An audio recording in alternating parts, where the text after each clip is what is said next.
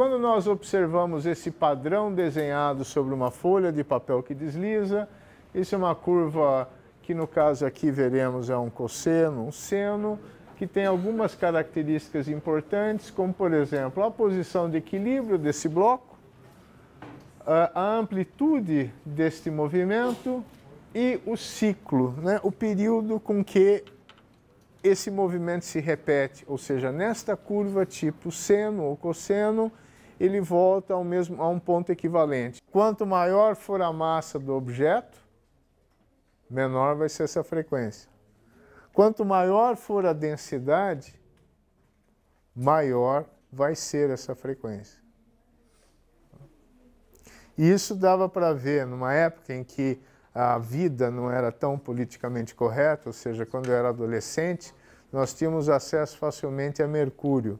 E mercúrio tem uma densidade enorme, mais de 3 vezes a densidade da água. Então, se tinha uma superfície de mercúrio, você jogava lá uma bolinha, uma baita de uma frequência, né? Enquanto que se você jogasse um objeto, uma bola, sobre a água, a frequência era muito menor. Aí, então, um dos temas mais fascinantes na física, que são os pêndulos, talvez um dos primeiros. Veja só, isso aqui é uma ilustração, na verdade, de Galileu, observando a Catedral de Pisa, de portas abertas, e o candelabro sendo empurrado pelo vento. Ele observava que aquilo lá oscilava. Ele tinha um relógio de pulso à disposição, ou seja, o próprio pulso, e, reza a lenda, conseguiu ver que essas oscilações são periódicas, tá? E que elas só dependem do comprimento. Isso aqui a gente pode ver, tá? Isso aqui é um pêndulo. Vamos ver se a gente consegue. Isso aqui é um pêndulo e tem um certo período que, se vocês ficarem fixos a isso aí, você está com sono. Observa o pêndulo. Concentre-se. Quando eu contar até 10, você vai dormir, né? E depois, quando eu estalar os dedos, você vai acordar e não parar de estudar física e não tirar outra nota no CTES até o final da coisa. 1, 2, enfim. Se eu aumentar agora a massa disso aqui, opa, deixa eu ver onde é que eu pus o meu dedo. Meu dedo eu marquei aqui, menos aqui. Se eu aumentar equipamento de laboratório improvisado tem esses problemas. Nem sempre. Aê! Dobrei a massa do pêndulo, eu vou hipnotizá-la da mesma forma. Agora, se eu modificar o comprimento, ele é bem mais rápido. Vamos radicalizar aqui para vocês realmente perceberem que ele é bem mais rápido. Tuc, tuc, tuc, tuc, tuc. Ok? Chegar à conclusão disso, olha, isso aí eu posso obter empiricamente, sem nenhum problema. Da mesma forma que Torricelli obteve aquela expressão para a velocidade da água saindo de um recipiente, empiricamente também. Agora, e nós podemos repetir essas experiências também virtualmente, de uma maneira mais elegante. Caso 6, simplesmente se desloca aqui. Aí você pode variar a massa dele, está diminuindo, não acontece nada, está aumentando, não acontece nada. Agora, se você mexer no comprimento,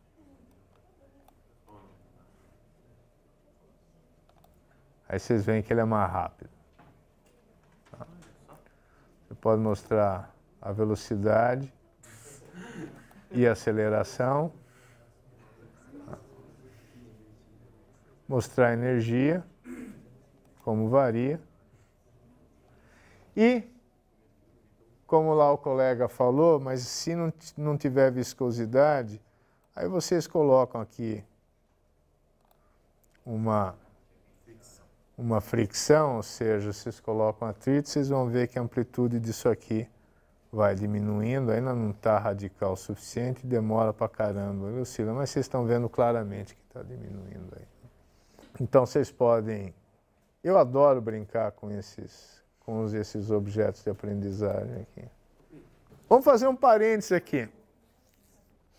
Nós descrevemos aqui o movimento harmônico simples em função de funções seno e cosseno, e aí o negócio ia para lá, para cá, bonitinho. Agora, no caso do pêndulo, vocês viram que ele faz um movimento em que o ângulo, o importante é o ângulo em torno da vertical da posição do fio do pêndulo, por exemplo. Então vamos dar uma olhada para os valores, para seno de θ e cosseno de θ quando o ângulo θ é pequeno. E vocês já sabem que nós podemos expandir seno de θ dessa forma aí. Ok? E vocês também já sabem que nós podemos expandir cosseno de θ dessa forma aí. E vale a pena vocês pegarem uma calculadora no fim de semana, numa noite de insônia, e colocar valores de θ e ver como esse desvio, ou melhor, como o valor de seno e cosseno é muito bem descrito, levando em conta até o segundo termo apenas para ângulos que não são lá muito pequenos não. Ok? Mas esse feeling é bom vocês conseguirem por conta própria. Então, se θ é muito menor que 1, aí obviamente em radiano, né? Não em graus, seno de θ é aproximadamente θ, porque esse cara aqui eu posso desprezar. Algo muito menor que 1 ao cubo é desprezível perto de θ. Os outros termos maiores, mais ainda.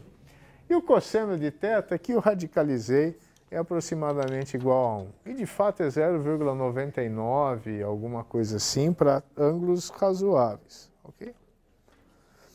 E com isso eu vou estudar a dinâmica do pêndulo. Então, isso que eu demonstrei para vocês aqui, o que nós temos? Nós temos um pivô onde o fio está pendurado, ou uma barrinha de massa desprezível. Toda a massa eu digo que está concentrada aqui na extremidade do pêndulo. O comprimento do pêndulo é L e ele descreve esse movimento aqui circular. Muito bem.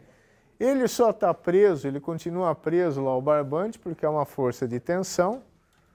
Ele não quebra e ele não sobe nessa direção porque é contrabalançada por uma força, essa componente mg cosseno θ aqui, sendo θ essa posição aqui. E nós temos uma componente da força peso ao longo dessa trajetória que é mg seno θ. Vocês estão conseguindo enxergar? Isso aqui, na verdade, é um plano inclinado mais sofisticado, assim. Okay? Muito bem. Agora, o deslocamento ao longo da trajetória deste pêndulo é simplesmente R. Esse deslocamento R ao longo desse arco de circunferência é simplesmente o raio desse movimento aqui, comprimento do pêndulo, vezes o deslocamento angular θ. Ok? Então vamos lá. A equação de Newton, a segunda lei de Newton para o movimento, então, é massa vezes aceleração igual, que eu posso escrever como esse R sendo L θ, vai ser o L é constante, vai ser essa derivada segunda aqui do deslocamento angular. Ok? Ainda não é a segunda lei de Newton. Eu vi um massa vezes uma derivada segunda, falei que segunda lei de Newton. Simplesmente estou reescrevendo esse termo aí. Agora sim. Agora sim. A dinâmica desse movimento aqui ao longo dessa linha, desse arco de circunferência, isto aqui é o F igual a MA, e esta força que aparece ao longo desse movimento aí, menos mg seno de θ, ok? De novo, cuidado, esse sinal menos aqui é importante para a consistência das equações aqui. Ok? E de novo a gente enxerga aqui uma força restauradora. Só que esta equação aqui, com a variável θ, tendo a função seno θ aqui, não é assim tão trivial de se resolver. Para pequenos ângulos, o famoso problema de física de pequenas oscilações, nós vimos que o seno de θ pode ser aproximado por θ. E aí sim a gente cai de novo numa velha conhecida. Nós temos lá a derivada segunda de um ângulo, né, igual a g corta com g, uma constante vezes o próprio ângulo. E a solução disso nós já conhecemos. É a função seno e cosseno. Tá? Esse sinal negativo aí, que dá a força restauradora, que tem que prestar atenção no problema, é que quando a aceleração aumenta, a θ diminui. O resultado do slide anterior é esse. Eu posso cortar massa dos dois lados, ela desaparece. Aqui, ó, tenho θ, derivada segunda de θ igual a menos g sobre L θ. Ou seja, fazendo analogia com o nosso problema da massa e da mola, nós vimos que a frequência angular do pêndulo é raiz de g sobre L. A frequência é 1 sobre o período, que é igual a 1 sobre 2π, né? O 2π relaciona a frequência com frequência angular, g sobre L. Significa que na Lua, este pêndulo aqui que brinquei com vocês, vai ter uma frequência menor, porque o g lá é menor. E nós já vimos aqui que quando aumenta o comprimento do pêndulo, o período dele aumenta, ou seja, a frequência diminui. Ok? Muito bem. Agora,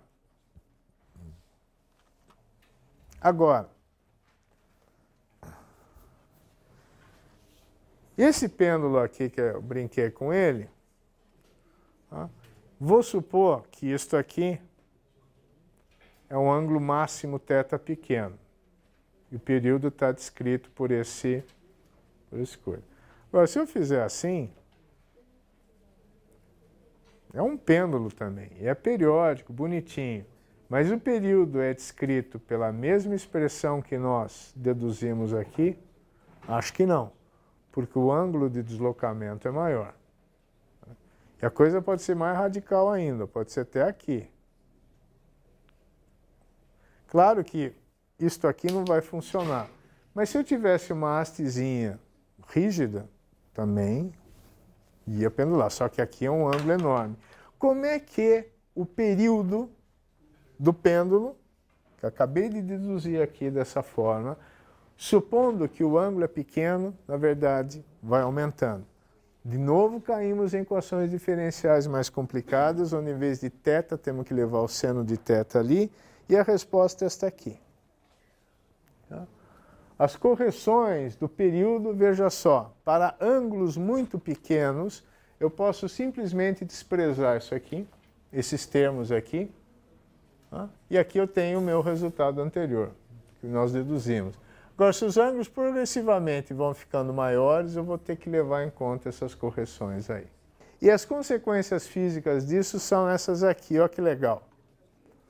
Isso, por exemplo, a Wikipedia tem coisas bacanas, que eles tiram de outros lugares, é verdade. Lembra disso aqui, o nosso movimento harmônico simples? Em que ele simplesmente, aqui é uma massa mola, na verdade, mas o pêndulo ao longo de uma trajetória de arco de circunferência é da mesma coisa. Ele é um vai e vem, ele pode ser mapeado no movimento harmônico simples, ou seja, é sobre um movimento circular uniforme. Agora veja o que acontece se eu aumento muito o ângulo. O mapeamento sobre um movimento periódico, ele continua periódico bonitinho, mas vocês estão vendo como está achatada essa circunferência? E se eu vou aumentando o ângulo mais e mais, esse achatamento, e aqui parece mais uma bola de rugby, e quando eu faço esse movimento ele também é periódico. Não tem atrito aí, não tem perda. Por isso ele, obviamente que ele diminui, vai... E aí, ó, o mapeamento sobre um outro tipo de movimento é completamente diferente, ok? Então, isso é uma consequência de que continua tendo um movimento periódico, mas não é mais aquele coisa. Agora, uma questão fundamental. Bom, não sei se vocês já leram, eu vou voltar ao meu pêndulo aqui. Isso é um problema que perturbou Newton. Que diz o seguinte, o que nós fizemos? Todo mundo lembrando aqui, quando nós deduzimos a dinâmica aqui do pêndulo, o que nós levamos em conta? A força agindo sobre o pêndulo, relevante aqui nesse deslocamento ao longo desse arco, era a força-peso. Correto? E a força-peso, ela é uma consequência, de um resultado fabuloso que é a lei universal da gravitação, né? Que a atração dos corpos era proporcional ao produto das massas, por exemplo, inversamente. Por outro lado, o que aparecia do outro lado da equação? MA. Força igual a MA. Ou seja, uma situação bastante geral, onde se dizia que se eu aplicar uma força sobre um objeto com uma massa m, a aceleração dele é proporcional a essa força. Para qualquer força, para qualquer situação. Evidentemente aqui teve a força de atrito que também agiu, por isso que o bloquinho acabou parando. Pergunta: esta constante de proporcionalidade, que recebeu o nome de massa inercial, é igual à massa que aparece na força de atração gravitacional? Porque elas são deduzidas de duas formas diferentes. Dois tipos completamente diferentes de experimento. Essa questão, a equivalência dessas duas massas, dessas duas definições de massa, elas são uma coisa chave na teoria da relatividade geral. Mas Newton já se preocupava com isso. E demonstra-se que essas massas são equivalentes. E Newton foi o primeiro cara a se perguntar sobre isso aí. E ele bolou o seguinte experimento. Se nós distinguirmos as massas inercial e gravitacional, a nossa expressão dinâmica para o pêndulo teria aqui, ó, no MA, massa subíndice I, que eu estou chamando de inercial. E aqui a força-peso tem a ver com a força de atração gravitacional, é a massa gravitacional. Isso aqui eu dei uma... Qual que é a expressão da frequência? Aparece a massa gravitacional em cima e a massa inercial embaixo. E o período tem isso aqui. Então, o que ele fez? Ele fez medidas do período do pêndulo, tendo feito independentemente medidas de G e medindo muito bem o comprimento do pêndulo. E tendo certeza de que o ângulozinho lá era pequeno para que aquela aproximação seno de θ igual a aproximadamente tivesse válido. Se o período fosse diferente do que 2π raiz de L sobre G, é porque a massa inercial era diferente da massa gravitacional, porque teria aquele fator a mais ali, né? E o que ele conseguiu medir na época é que não, que eram equivalentes. Mas essas medidas não eram precisas o suficiente. Eu poderia ter consequências bastante complicadas para diferenças muito pequenas disso aí. Mas essas massas são equivalentes a partir de medidas mais sofisticadas. Oscilador harmônico amortecido, que o nosso colega aqui ficou preocupado com uma coisa que de fato acontece, que eu tenho um movimento periódico e a oscilação vai aumentando, vai diminuindo por causa do período, até que do atrito, até que fica parado. Eu dei uma forçadinha de barra aqui para o negócio ir mais rápido, eu apertei a coisa. E um exemplo que nós podemos ter aqui é isso aqui, ó. Eu tenho uma massa, uma mola sustentada num suporte rígido, eu tenho aqui uma massa pendurada, ela oscila Só que agora eu coloco aqui junto um êmbolo qualquer e esse êmbolo está dentro d'água, de um recipiente com líquido, né? E agora, para ele se movimentar assim, tem uma força de resistência enorme, ok? E a força, resultante de forças aí sobre o corpo, tem o peso aí também, mas tudo bem, eu posso fazer isso na horizontal. Eu tenho a força da mola, mais essa força de resistência aqui, que é proporcional à velocidade. Isso vocês viram em Física 1. Não, a força de oposição ao movimento, de resistência de um fluido, ele pode ser proporcional à velocidade ou proporcional à velocidade ao quadrado, dependendo do regime. E aqui nós temos esse conjunto de equações aí. F é igual a m vezes aceleração, né? Menos isto aqui, mais kx igual a zero. Não, está errado aqui, senão. Aqui é mais. Então eu posso dividir por m, isolando aqui essa derivada segunda. Essa constante que aparece na velocidade aqui eu chamo de b sobre m de gama.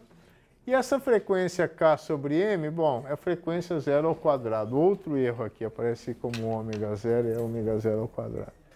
E aí nós temos que resolver essa expressão, essa equação aí.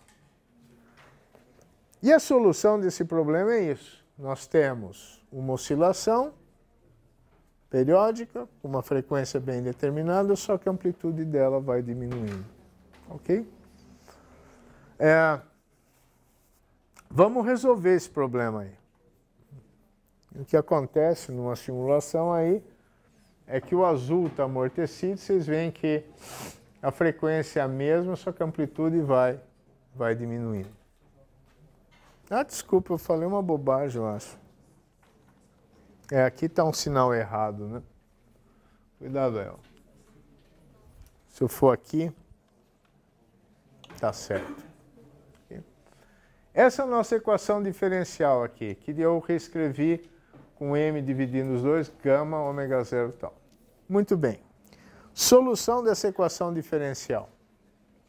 É um pouco mais complicada do que nós vimos até agora. Eu vou supor uma solução desse tipo. Z de t, função de t, é igual a e elevado a um fator qualquer, p, vezes o tempo. Tá ok? De novo eu vou aplicar a solução à equação, ver se a equação que eu consigo ela é coerente e com isso obter a solução completa resolvendo uma equação para aquele p lá que aparece. Então vamos testar isso aí. Vamos testar essa solução. Ou seja, o que eu faço? Eu derivo uma vez, substituo aqui, derivo duas vezes, substituo aqui, ela mesmo substitua aqui, vou ver o que acontece. Derivo uma vez da PZ, né? Z, essa coisa. Se eu derivar duas vezes, dá p ao quadrado vezes a própria função z. Se eu substituo aqui, ó, eu vou ter p vezes z, gama, p ao quadrado, que eu vou ter, vezes z, aqui eu vou ter gama p vezes z, e aqui ômega zero ao quadrado vezes z também, a própria função. Então posso cortar os z's fora, e eu só vou ter essa equação aqui de segundo grau para esses coeficientes. O p, que eu já vejo de cara que eu vou escrever em função da frequência de oscilação, do oscilador sem amortecimento, e esse gama, que contém os parâmetros aí exatamente da força de amortecimento. Ok? Agora vamos ver a cara dessa equação de Bhaskara, né? Assim que chama. Tudo bem. E a solução é essa, como todos nós sabemos. Agora, olha que bonitinho. A minha solução tentativa, vamos fazer um pouco de suspense aqui.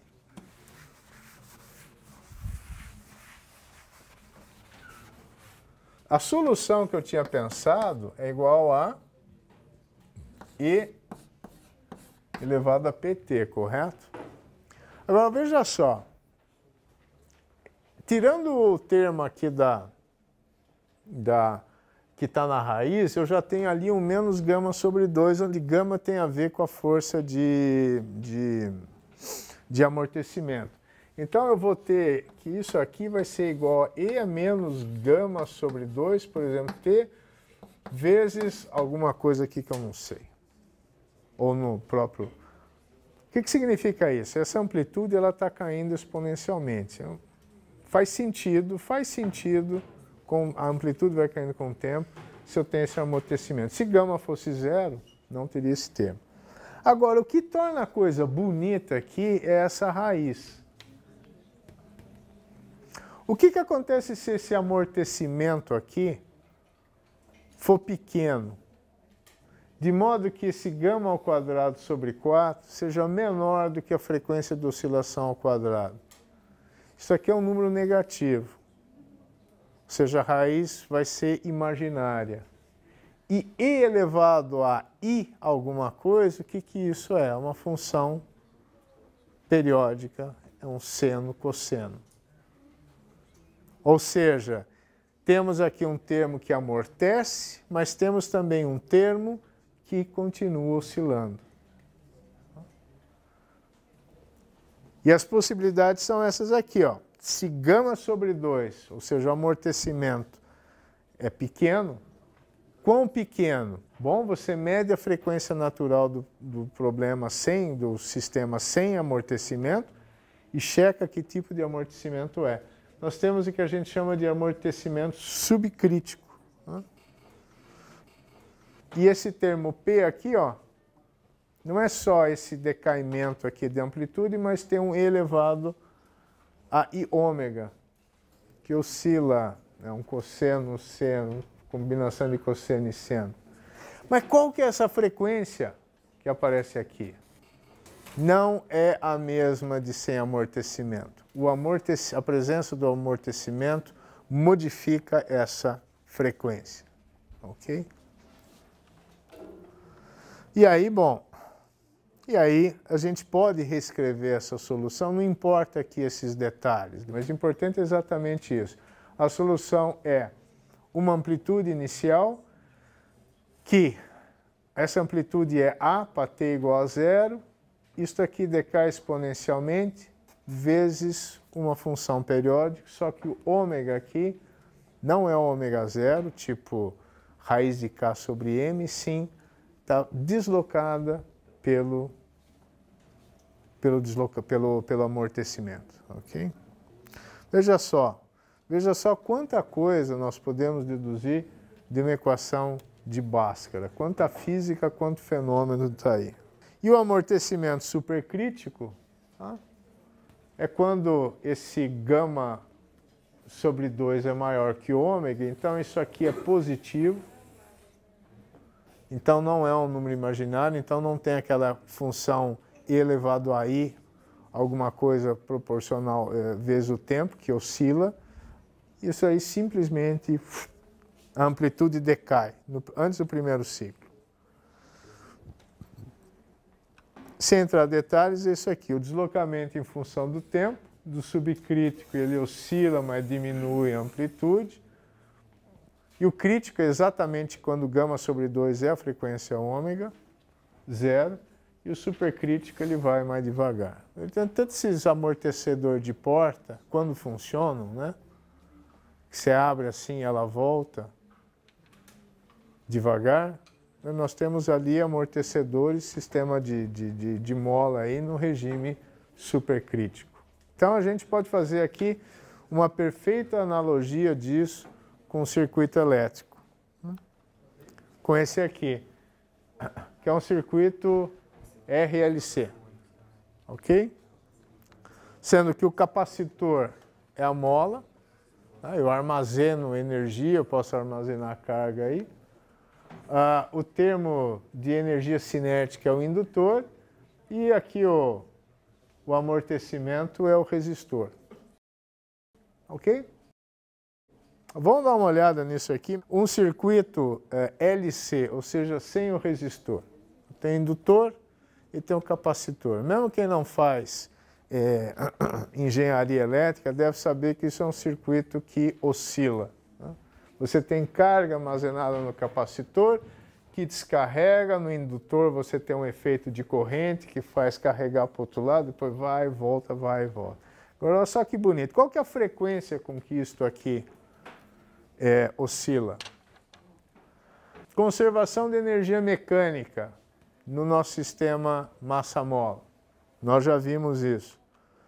Conservação de energia eletromagnética nesse circuito aqui. Isso aqui é energia que você armazena num capacitor. Tá? Isso talvez vocês já tenham visto para o vestibular. Isso aqui ligado à corrente, à indução, é a armazenia, a energia cinética, digamos assim, que você tem no indutor.